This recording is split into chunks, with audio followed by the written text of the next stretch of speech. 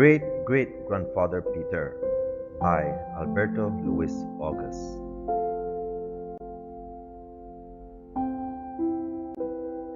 Great-Great-Grandfather Peter was an old man. He was 99 years old. He lived at the southern part of Caye Caulker in a small cottage all alone. He was a carpenter, a boat builder, and the greatest fisherman who ever lived.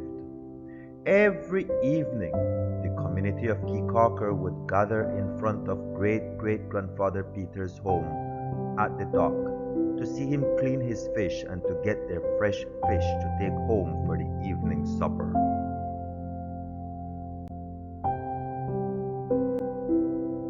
Great-Great-Grandfather Peter returned home precisely at 5 p.m. every evening. He was never late. He would tie his sailboat Valentina just at the end of the dock, load his dory with his catch, and paddle to shore to start cleaning his fish. The people were gathered to collect their fish in a bag, in a basket, or on a piece of string.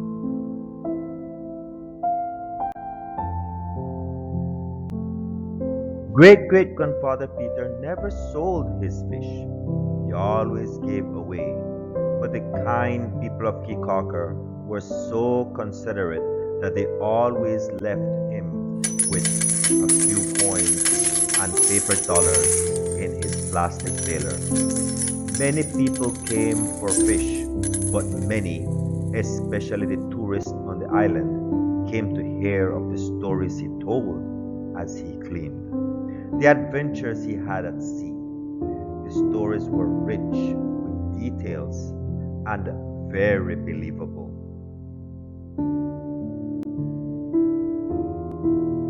One day, Great-Great-Grandfather Peter told of the giant goldfish he met at sea. It was a talking fish, a rich talking goldfish. It had many conversations with Great-Grandfather Peter as he told the Caye Caulker listeners.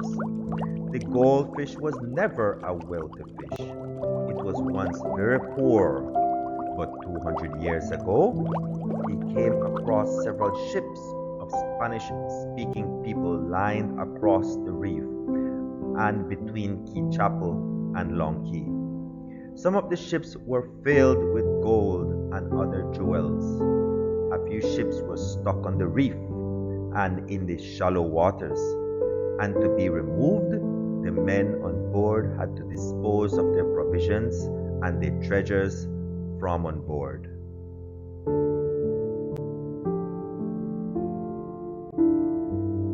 The talking goldfish explained how he collected, took the gold coins and pasted on his scales. He took the diamonds, emeralds, and rubies and stored these in the cave of the blue hole behind the largest stalagmite. Great-Great-Grandfather Peter said that he went there a few times, saw the glow of the treasures, but he had no interest in these. Great-Great-Grandfather Peter spoke of the great Hurricane Hattie. He said he went out one morning. It was a very calm and tranquil day. In the afternoon, he noticed the dark, angry clouds to the east as he was nearing the Turnip Islands. With the dark clouds came the powerful wind. He said it was very sudden. It was very powerful. It tossed him about like a leaf in the wind.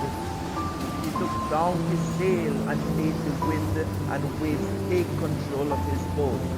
The winds pushed his boat Valentina between two smaller islands. From there, he fastened his boat in a mangrove patch. He swayed from side to side. He could feel his boat clearly lifted into the air and fell back on the shallow mangrove swamp. For about an hour, The sea was still. The storm was gone. At least that was his thought. It was strange.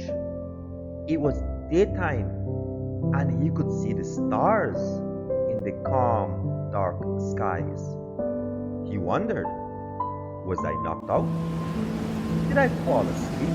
And suddenly, Hattie came back, even stronger than before. Valentina's man broke off and landed in the mangrove patch.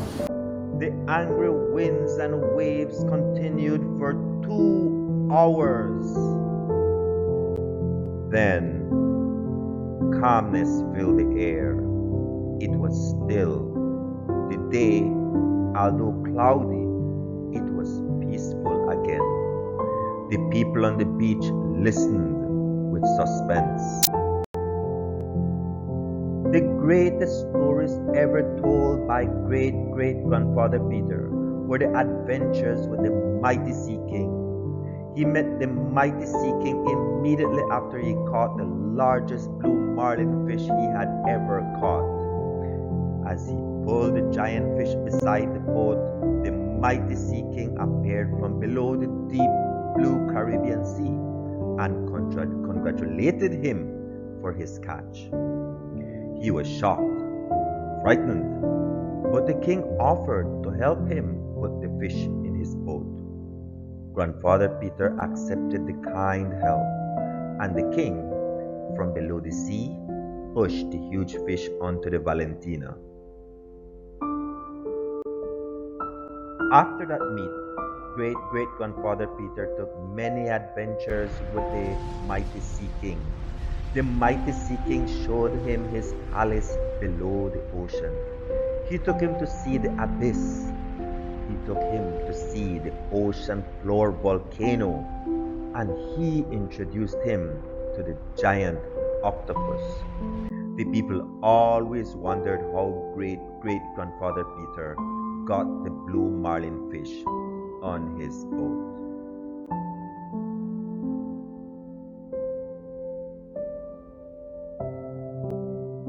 The most romantic story great great grandfather Peter told was that of being with the beautiful mermaid. As he told these stories, some were sad and some were of happy moments.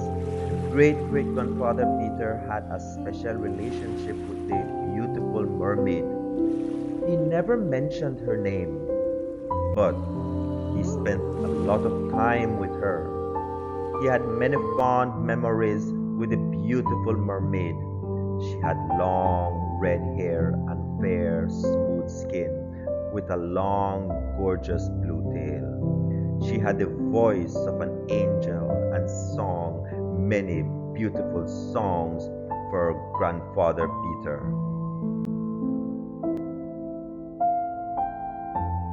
We could see the sparkle in grandfather Peter's eyes as he spoke about her. He said he would dock along the reef. The mermaid would sit beside the reef and they would hold many conversations. She showed him that she was responsible for the glowworms at night, the march of the lobster on the sea floor, the land crab march to the beaches, and the many turtles nesting on the Placencia beach. The beautiful mermaid coordinated all these activities and more with the sound of her lovely tunes. The tourists sometimes had tears in their eyes after they listened to the romantic stories grandfather Peter told. It was a special day for great great grandfather Peter. It was 14th June and it was his 100th birthday. The villagers, tourists, and visitors decided to have a great surprise for grandfather Peter. They all gathered on the beach and on the dock in front of his home on that birthday evening. Everyone brought a treat, a snack, and even a small gift to celebrate his birthday. They brought a large wooden table and placed a huge cake with a sailboat ornament on top. It was a magnificent cake.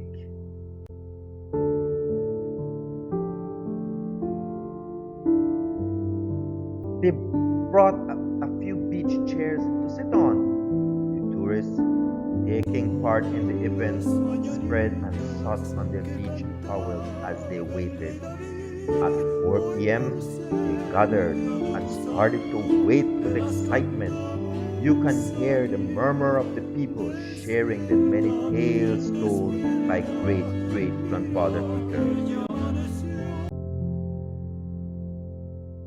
It was almost time. It was 4:50 p.m. The crowd stood up with excitement. Some were practicing the birthday song. In the background with Pablo playing his harmonica. Great great grandfather Peter was never late. They waited to see the mass of the Valentina over the horizon towards the Caye Caulker channel. It was now 4:58 p.m. and the joy of the people stirred in the air. They looked with excitement over the horizon. It was now 5 p.m. but no sight of the Valentina. The people now started to become concerned, but few still hopeful. They waited. 5:10 p.m.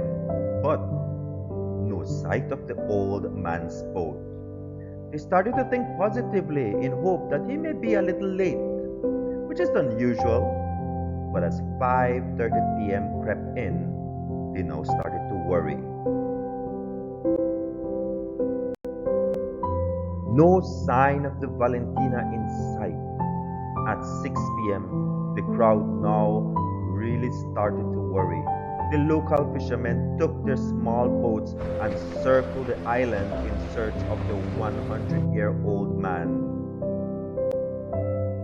But of no luck. At 7 p.m., the darkness now started to set on the small island. The crowd slowly started to become smaller. The tourists started to pick up their towels and leave the beach. At 8 p.m., it was declared that great great grandfather Peter would never return. He was nowhere to be found. They searched for weeks across the sea, but of no avail. Great great grandfather Peter was gone.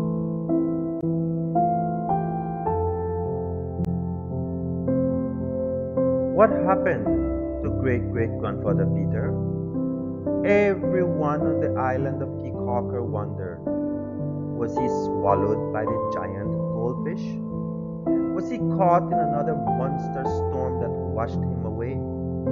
Did he decide to join the mighty Sea King in his palace? Did he marry and stayed with the beautiful mermaid? No one knows what happened to great great grandfather Peter. As of today, we only know that he was 100 years old. He told many exciting sea stories, and he was the greatest fisherman who ever lived in Belize.